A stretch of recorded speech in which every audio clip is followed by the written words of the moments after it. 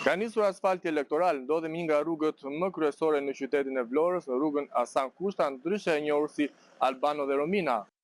Dhe teksa përmbytja e kësaj rrugë ndodh sa herë që ka reshje shiu, Bashkia e Vlorës ka nxituar të hedhë asfalt elektoral në këtë aks. Në rrugë mungon tabela me të dhënat e investimit, teksa dyshohet se asfalti po bëhet nga ndërmarrja e shërbimeve publike të bashkisë. Me sy të lirë në mungesë të një tabele dhe tenderi për kryerjen e punimeve duket qartë se asfalti po hidhet për fushat, ndërsa në rrugë nuk po bëhen kanalizimet e nevojshme për të shmangur përmbytjet. Kanë në me defekta, kanë në linjën kryesore, kanë në kodë e kanë betonuar. Ajo linjë vjetër, si duket të shkalbur, edhe rrje thuj tani këtë pallati që kosi që bëhet.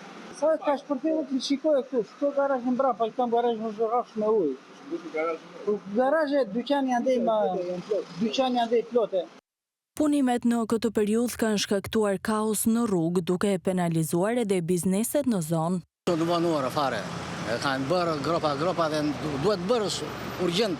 Atëre kemi pak kënaqësira pa fund nga kjo firma këtu. Aktualisht mua si person para lokalit më ka ardhur 4-5 herë dhe nuk ka bërë asgjë, vetëm plur, zhurëm, pislëk. Ja dhe kam, se ka shpjene e vazhda pje.